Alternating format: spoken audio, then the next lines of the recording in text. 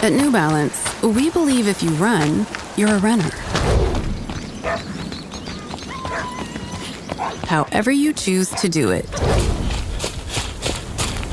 Because when you're not worried about doing things the right way, you're free to discover your way. And that's what running is all about. Run your way at newbalance.com/running. She's made up her mind to live pretty smart. Learn to budget responsibly right from the start. She spends a little less and puts more into savings. Keeps her blood pressure low and credit score raises. She's cutting debt right out of her life. She tracks her cash flow on a spreadsheet at night. Boring money moves make kinda lame songs, but they sound pretty sweet to your wallet. PNC Bank, brilliantly boring since 1865. Just a heads up, there is some quick, strong language in this episode.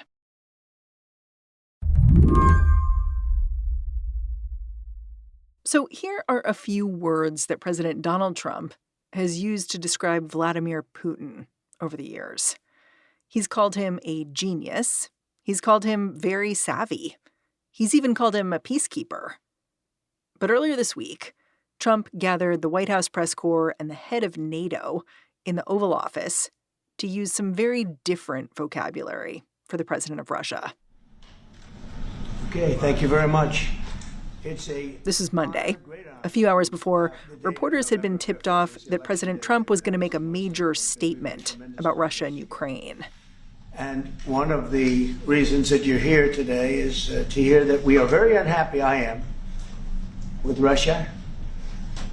But we'll discuss that maybe a different day. But we're very, very unhappy with them, and we're going to be doing very severe tariffs if we don't have a deal in 50 days. In meandering remarks, the president issued a warning. If there wasn't a ceasefire deal in Ukraine in 50 days, he'd slap new tariffs on Russia's trading partners. The head of NATO was in there because he'd agreed to purchase weapons from the U.S. and send them to Ukraine.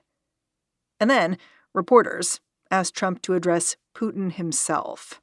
You know, the guy who invaded Ukraine, the savvy genius, the peacekeeper.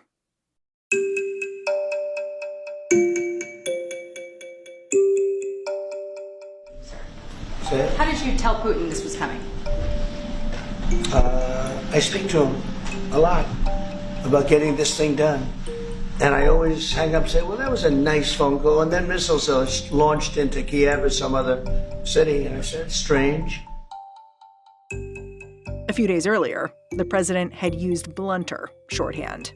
He said Putin throws a lot of bullshit at him. Were you able to watch Trump's major announcement about Russia and Ukraine on Monday? Yeah, I watched most of it. Michael McFaul, former ambassador to Russia, has been watching this push and pull over Ukraine and Putin in real time. So I figured I'd ask him, how big of a deal was this announcement? Well, honestly, I was surprised. I don't know the president personally, but I've followed what he said about Russia since about 2015. And this was a pretty big pivot for him. I hope it lasts. It is President Trump, but this was different. I think it's clear President Trump has changed his tone towards Russia and Vladimir Putin. Even in March, he was saying, yeah, we always got along well about Putin. And now he's saying we got a lot of bullshit from Putin. It is a change. But I don't know if that change in how he's talking is going to be reflective of a change in anything else. Hard to say.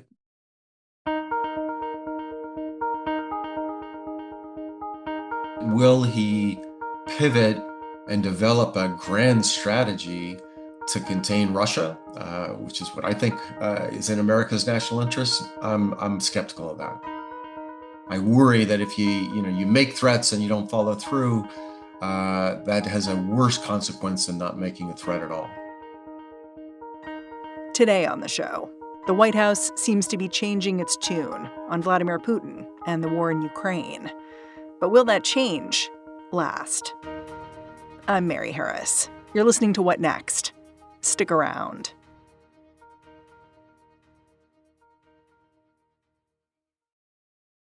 Decisions made in Washington can affect your portfolio every day. But what policy changes should investors be watching? Listen to Washington Wise, an original podcast for investors from Charles Schwab, to hear the stories making news in Washington right now. Host Mike Townsend, Charles Schwab's managing director for legislative and regulatory affairs, takes a nonpartisan look at the stories that matter most to investors, including policy initiatives for retirement savings, taxes and trade, inflation concerns, the Federal Reserve, and how regulatory developments can affect companies, sectors, and even the entire market. Mike and his guests offer their perspective on how policy changes could affect what you do with your portfolio. Download the latest episode and follow at schwab.com/WashingtonWise or wherever you listen. This podcast is brought to you by Progressive Insurance. Do you ever think about switching insurance companies to see if you could save some cash? Progressive makes it easy. Just drop in some details about yourself and see if you're eligible to save money when you bundle your home and auto policies. The process only takes minutes, and it could mean hundreds more in your pocket. Visit Progressive.com after this episode to see if you could save. Progressive Casualty Insurance Company and Affiliates. Potential savings will vary. Not available in all states.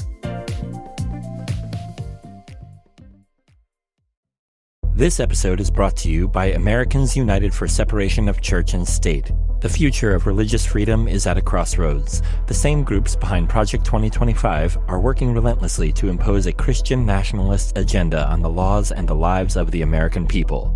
The wall between church and state is the last safeguard standing in their way. For over 75 years, Americans United has been a powerful but quiet force fighting to preserve church-state separation, freedom without favor, and equality without exception for every single American. Americans United stands up for your right to believe and to live as you choose, so long as you don't harm others.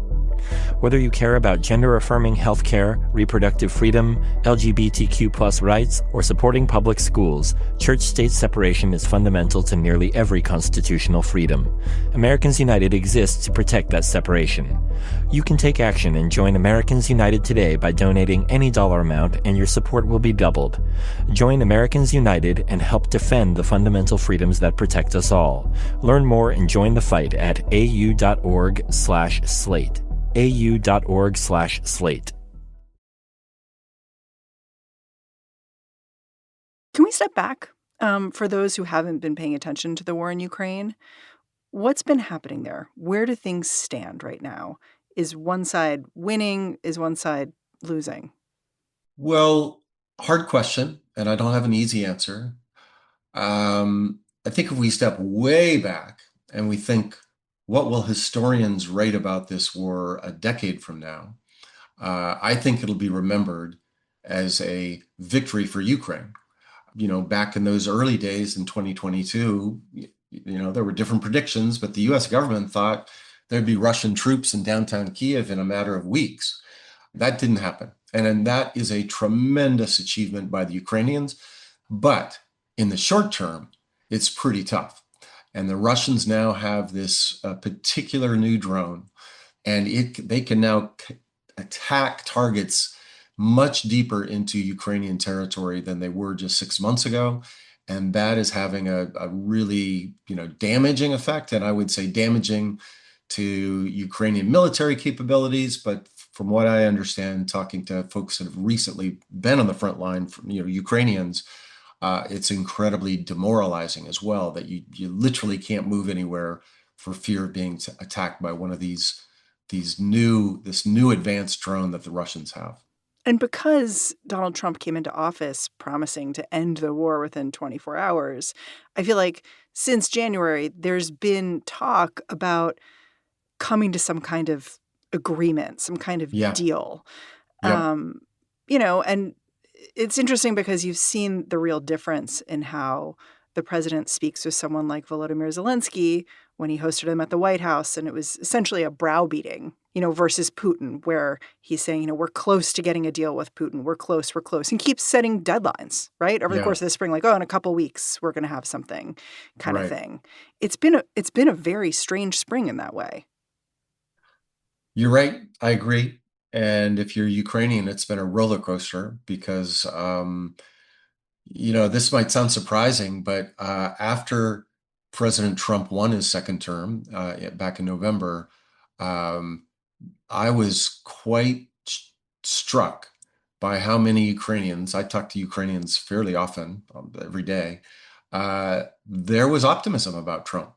President Trump did engage in negotiating, right? And he sent Witkoff to Moscow, and he sent Rubio to Saudi Arabia, Secretary Rubio, to meet with Foreign Minister Lavrov. And that was all this new energy. And there was optimism. Then the low point was that meeting you just described. You're in no position to dictate what we're going to feel. We're going to feel very good. We're going to feel very good and very strong. I just seen, by the way, senior officials in the Ukrainian delegation just before that at the Munich Security Conference, and they were very optimistic. They just had a great meeting with Vice President Vance in Munich. I mean, that was the height of optimism, and then 24 hours later, literally watching that meeting, watching the Ukrainian ambassador and the chief of staff, just their faces. You're gambling with World War III. You're gambling with World War III. Even before this week, you could hear President Trump changing his tone on Vladimir Putin. Like in April, he was posting on Truth Social, Vladimir, stop, because Putin was bombing Kyiv. And, the hope was there would be some kind of peace deal. And obviously this puts that at risk. A few weeks after that, he's saying, I've always had a very good relationship with Vladimir Putin of Russia, but now he's gone absolutely crazy. Was something happening around then to kind of begin this tiptoeing to a different place with Putin and Russia?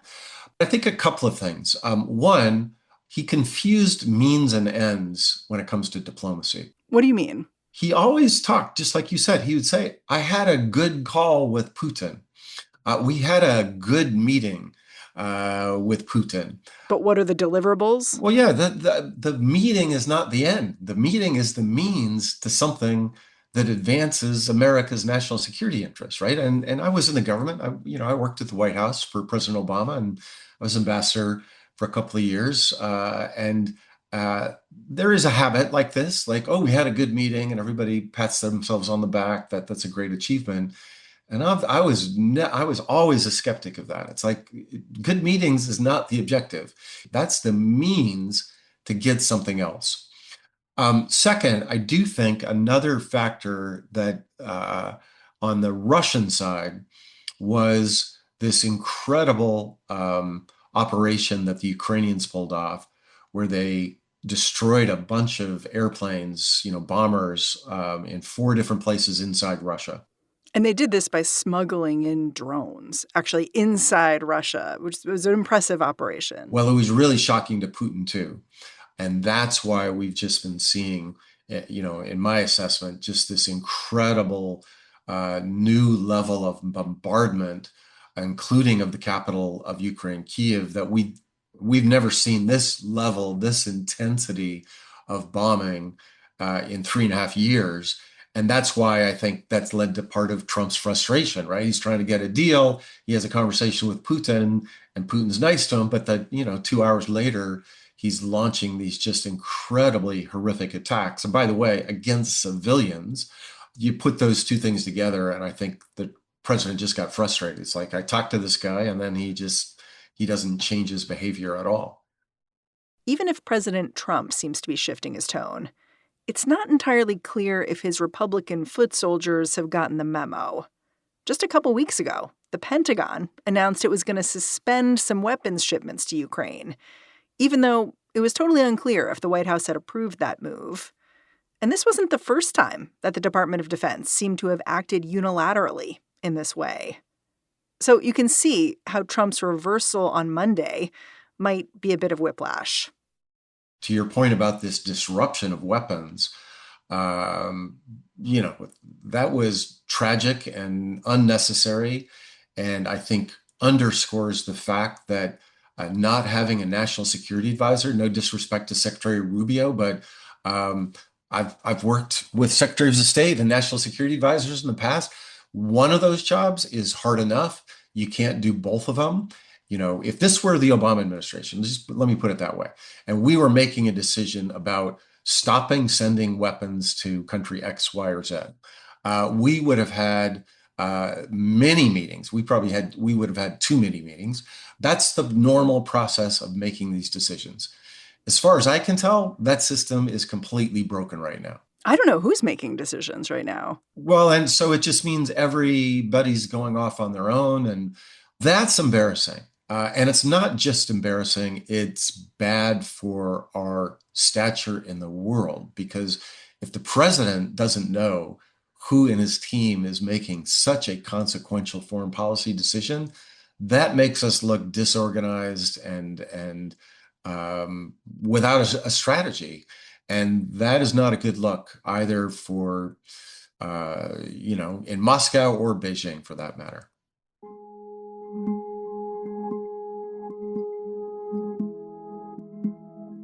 We'll be right back after a quick break.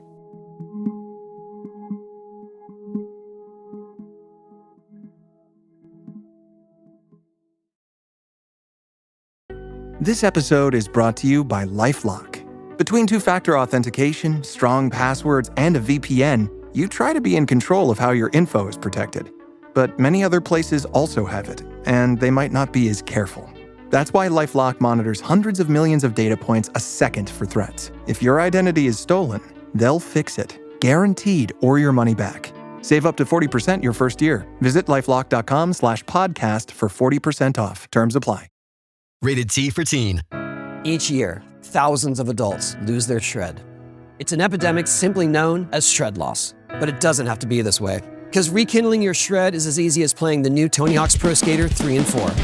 With new parks, cross-platform multiplayer, and sick new game modes, we can put an end to shred loss everywhere. Get the new Tony Hawk's Pro Skater 3 and 4 and show the world that the shred's not dead. Get Tony Hawk's Pro Skater 3 and 4 available now.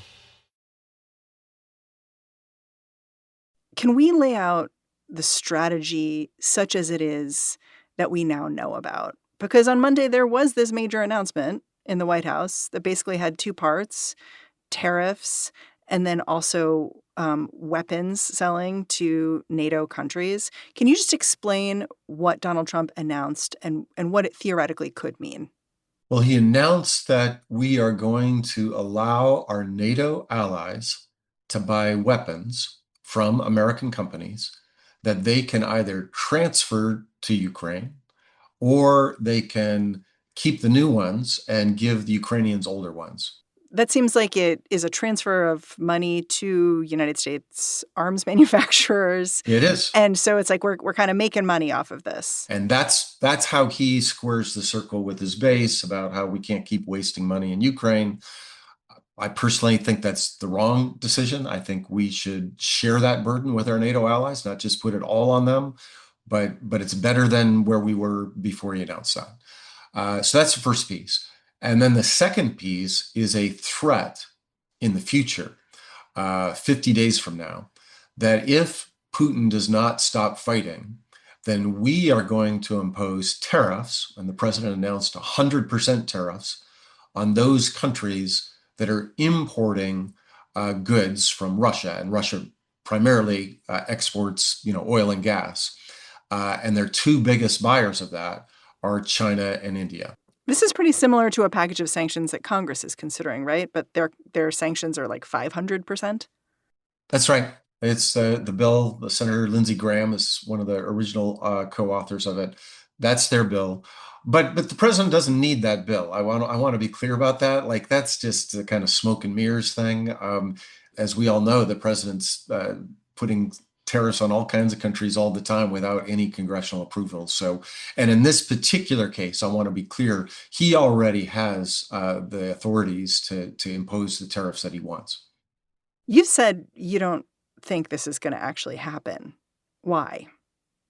Well, I'm skeptical. Remember, we already have tariffs on all the countries importing oil and gas from Russia. By 50 days from now, if the president credibly commits to what he's said he's going to do, there already will be subsequent serious tariffs on those countries, including China. So the idea that we're going to raise that an additional 100% I hope I'm wrong, but I doubt that the president's going to do that. And the other part, I just want to get into the weeds a little bit. I don't think this is the right strategy. The strategy is Xi Jinping, we're going to punish you unless you can put pressure on Putin to end the war. Yeah, you've advocated for something more direct, like getting involved with Russia's banking system, for instance. Exactly. Like there are all kinds of sanctions we can do against their banks, against their shadow fleet, where it would be much more direct on Russia. In addition, for instance, the estimates vary, so I don't know how much money we have, but I've heard from $5 to $10 billion we have of Russian central bank assets here in the United States. Seize those, Mr. President, and give that money to the Ukrainians to allow them to buy our weapons. And that hopefully would create the precedent for our European allies to do the same, where there's serious money. It's like $250 billion. That to me would be a much more consequential step than the threat of sanctions on China and India 50 days from now. I mean, my colleague Fred Kaplan noted that a cynic might say that putting in place these theoretical tariffs in 50 days, it gives Russia time to come so close to winning the war that Ukraine is going to have to make a pretty severe compromise for a peace effort here. And that may be a gift to Putin. Well, everybody should always read Fred Kaplan, by the way. He's fantastic. So I haven't read that piece. I don't know. Obviously, I don't know what's in the thinking of President Trump. The momentum in the battlefield over the next 50 days is with the Russians. And the Ukrainians are nervous about what will happen in those 50 days, for sure. I've always thought it was impossible for Putin to negotiate until he's at least conquered the territory that 2 years ago he, in a big ceremony in the Kremlin, annexed, right? So there's these 4 regions of Ukraine where the fighting is right now. And then add that Crimea, which he annexed in 2014. You mean for his ego, he needs to maintain control over those? And yeah, I just think that, he thinks of himself as Catherine the Great or Peter the Great. And what are they known for? They're the leaders that expanded the Russian Empire. I think that's his mindset. I don't know why Trump gave him those 50 days, but most certainly Putin is going to try to use those 50 days to try to seize those 4 regions, because he does not control them, all of them. He controls big chunks of them, but he does not control all of them yet. You're raising this other question, which is what would a deal between Russia and Ukraine even look like? Like, let's say there is some kind of ceasefire in 50 days. What's even achievable? Like back in January, I heard this interview with you where you were pretty emotional and you were basically conceding that in order to end this war, Russia would demand to take territory the way you're saying right now, which raises these questions about, well, then what are we offering Ukraine? Are we offering them NATO membership, which the Trump administration seems to be pretty firmly rejecting at this point? So what does this look like? I don't know. And I don't believe anybody who thinks they know, because it really depends on what Putin will agree to. I do think, tragically, and I want to emphasize that word, that some kind of ceasefire that allows those Russian soldiers to stay on Ukrainian territory in return for peace is a deal that, Ukrainians, if you ask them today, they would say, we'll never take that. It seems like a loss. It's all compared to what, right? Compared to having your entire country occupied by Russia, it's not a loss. But then there has to be, on our side, something for the Ukrainians. And in my view, there's only one real option. That is NATO membership. Yeah, I mean, you called this deal, which you seem to be advocating for, horrible when you first proposed it. Yeah, but better than the alternatives. Horrible in the short run, but then the long run, I'm incredibly optimistic about Ukraine. What happened after after Germany was divided. For Germans, that was a tragic thing and it felt permanent. But what happened is West Germany in the NATO alliance as a democracy thrived and became one of the most successful economies in the world. Didn't happen on the other side of the border and on the other side of Berlin. But you're talking in decades. I am talking in decades, but better than the alternatives. At the end of the day, this is a Ukrainian decision. This is not for Mike McFaul or President Trump or anybody else to decide. But I do think that if they can have peace, Ukraine has tremendous potential to be a thriving democracy, a thriving market-driven economy. They have a lot, they're the most powerful and experienced army in the free world. I see it as a real possibility, and they deserve it. They deserve that future. Yeah, in 50 days, do you think we're going to be talking about a ceasefire? No, probably not. Ambassador McFaul, I'm really grateful for your time. Thanks for coming on the show. Yeah, thanks for having me. Great conversation. Michael McFaul was the U.S. ambassador to Russia from 2012 to 2014. He's got an upcoming book. It's called Autocrats versus Democrats: China, Russia, America, and the New Global Disorder. A reminder here for the real ones, every Friday, we have a special episode just for Slate Plus subscribers. That's right, it's a treat for you. So this week, we're going deep with Slate writer Ayman Ismail. He's got a new book. It's called Becoming Baba. But we're not just going to talk about that. We're also going to talk about whether Democrats can replicate Zohran Mamdani's success, and if moderates are going to let them do that. That's all on our feed tomorrow for Slate Plus listeners only. So go ahead, join. You know you want to. And that's the show. What Next is produced by Paige Osburn, Elena Schwartz, Rob Gunther, Madeline Ducharme, Ethan Oberman, and Anna Phillips. Ben Richmond is the Senior Director of Podcast Operations here at Slate. And I'm Mary Harris. Thanks for listening. Catch you back here next time.